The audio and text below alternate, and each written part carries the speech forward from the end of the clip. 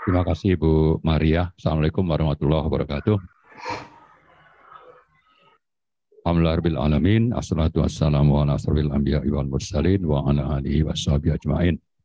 Pertama-tama saya ingin mengucapkan terima kasih kepada para pembicara yang telah hadir maupun yang mengikuti melalui Zoom ya.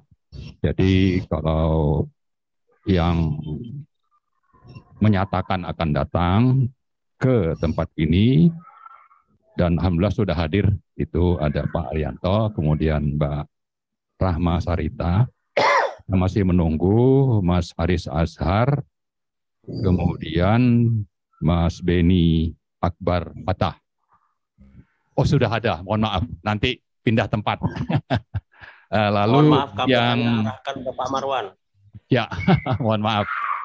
Nah, saya juga ingin berterima kasih kepada teman-teman yang sudah terlibat dalam acara ini sebagai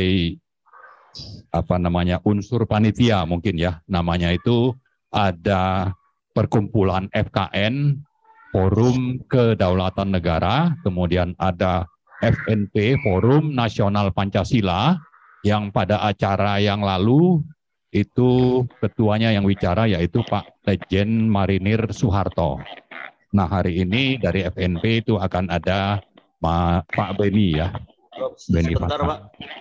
Kemudian TP3, lalu dari UI Watch, lalu dari API dan yang berikutnya dari ARM. Jadi intinya sebetulnya dengan sekian perkumpulan ini kita ingin menunjukkan bahwa ini isu bersama, isu nasional, isu anak bangsa yang sedang mengalami banyak penyimpangan atau kezoliman. Karena itu kita harus bersatu untuk melawan kezoliman itu. Nah itu hal yang pertama yang saya ingin sampaikan, latar belakang dan siapa dan apa tujuan kita menyelenggarakan acara ini. Nah, kemudian kita bicara judul atau tema, ini kita menyebutnya atau kita dalam undangan itu menyatakan bahwa tema acara kita ini adalah Stop Rekayasa Penyelesaian Kasus Pembunuhan Brigadir Yosua. Jadi stop rekayasa. Kenapa kok sampai dibilang stop rekayasa? Karena memang kita melihat makin ke belakang ini arah penyelesaian kasus pembunuhan Brigadir Yosua ini semakin tidak jelas ya. Ada beberapa skenario atau rekayasa yang dijalankan mulai dari di Duren 3 kemudian pindah ke Magelang. Itu kan yang pertama yang di Duren 3 itu diakui sebagai sesuatu yang memang tidak benar ya. Lalu ke Magelang, lalu nanti kemana lagi gitu ya. Tapi yang lebih penting lagi adalah bahwa kita tidak melihat ada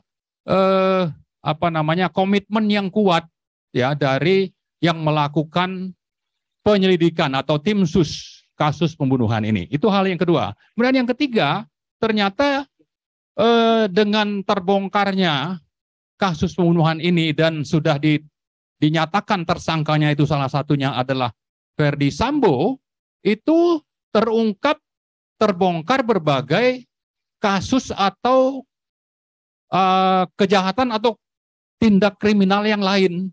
Ya, misalnya ada kasus yang terkait dengan narkoba, ada yang terkait dengan perjudian, ada yang terkait dengan miras dan sebagainya. Dan juga yang tidak kalah penting adalah tentang peran dari Satgasus. Nah, maka hal yang keempat yang kita ingin bicarakan di sini adalah tentang peran Satgasus, karena dicurigai Satgasus ini sudah melakukan banyak hal atau kalau ingin lebih tegas banyak kezoliman ya. Di samping tadi yang sudah kita sebut soal perjudian atau soal narkoba, juga terhadap sejumlah ulama atau kelompok yang salah satu yang kita sangat prihatinkan adalah tentang pembunuhan terhadap 6 pengawal HRS. Jadi karena itu kita ingin kasus Yosua tuntas dan dilakukan melalui proses pengadilan yang adil, transparan, dan dapat diterima publik. Itu hal utama. Tapi yang jauh lebih penting adalah bahwa di balik kasus ini banyak kasus-kasus lain, kasus-kasus kezoliman, termasuk kepada sekelompok orang dan terutama ulama dan 6 pengawal HRS. Ini juga kita ingin dituntaskan.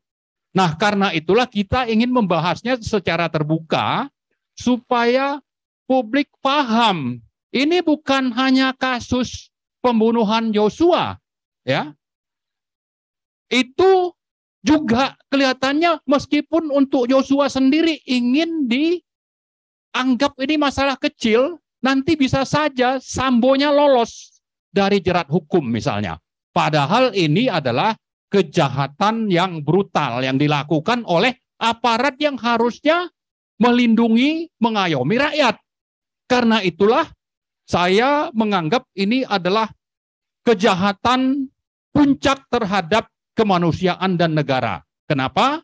Karena melibatkan lembaga namanya Satgasus, kemudian mereka berfungsi justru menjalankan fungsi-fungsi yang sebaliknya dari yang diatur di dalam undang-undang, kemudian skala dan jenis kejahatannya juga sangat fatal bagi rakyat dan negara. Karena itu, kita sekali lagi ingin menyatakan bahwa kasus Yosua harus selesai, tapi di balik itu kasus-kasus lain termasuk terhadap pembunuhan 6 pengawal HRS juga harus tuntas. Dan tuntasnya itu harus juga menghukum secara adil, transparan orang-orang yang terlibat. Nah, karena itu bagi kita tidak cukup hanya menerima dan memaklumi pernyataan Kapolri tanggal 9 Agustus yang telah membubarkan Satgasus. Itu sudah disebut dibubarkan. Tapi bagi kita di sana itu ada sejumlah jenderal, ya, ada di level pengawas atau apa namanya di bawah operasional itu 3 jenderal bintang 2. Ada 15 jenderal bintang 1 kalau tidak salah, ya.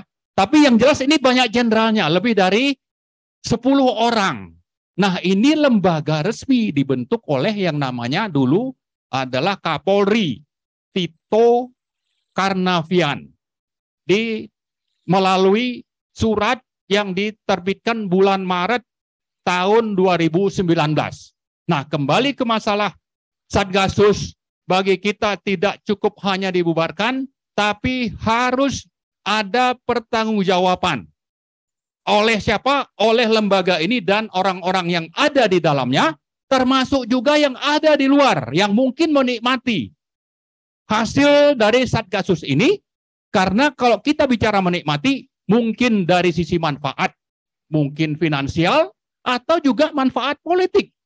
Ya, ada mungkin yang menjadi target Satgasus itu adalah lawan-lawan politik untuk dihabisi, misalnya ini, ya. Karena itu kalau Satgasus ini ingin atau kita tuntut untuk bertanggung jawab, maka yang sangat-sangat kita tuntut adalah supaya dilakukan audit investigatif oleh lembaga independen terhadap apa yang dilakukan oleh Satgasus sejak 2019 sampai dibubarkan Agustus tahun ini oleh Kapolri. Jadi intinya tidak cukup hanya itu dibubarkan, tapi harus ada pertanggungjawaban, dan pertanggungjawaban itu ada kasus-kasus pidana, termasuk juga kasus-kasus pembunuhan, dan orang yang bertanggung jawab tidak cukup hanya yang ada di Satgasus, tapi orang-orang yang ada di belakang dan para penerima manfaat dari Satgasus juga harus bertanggung jawab. Itulah hal-hal kenapa judul dari acara kita ini tidak cukup hanya bicara tentang Joshua.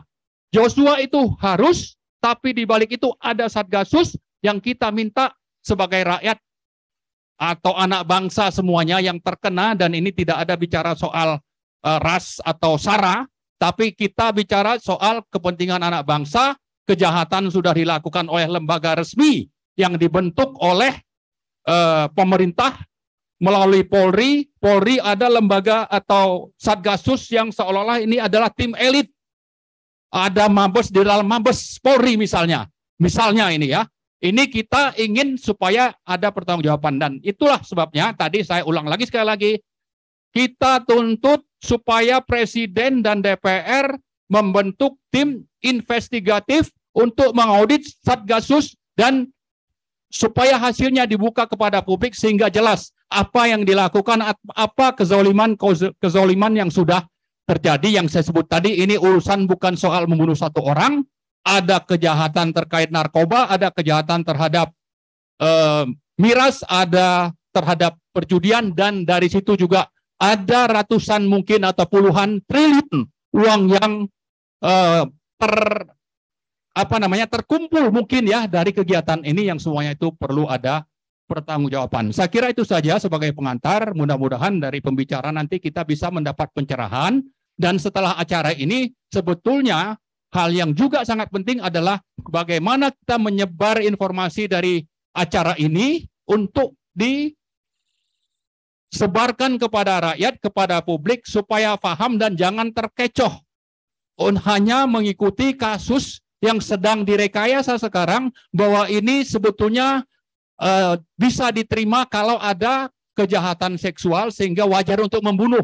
Lalu yang membunuh itu bisa bebas. Saya kira tidak sekedar sesederhana itu yang kelihatannya sedang direkayasa. Itu saja, terima kasih. Assalamualaikum warahmatullahi wabarakatuh.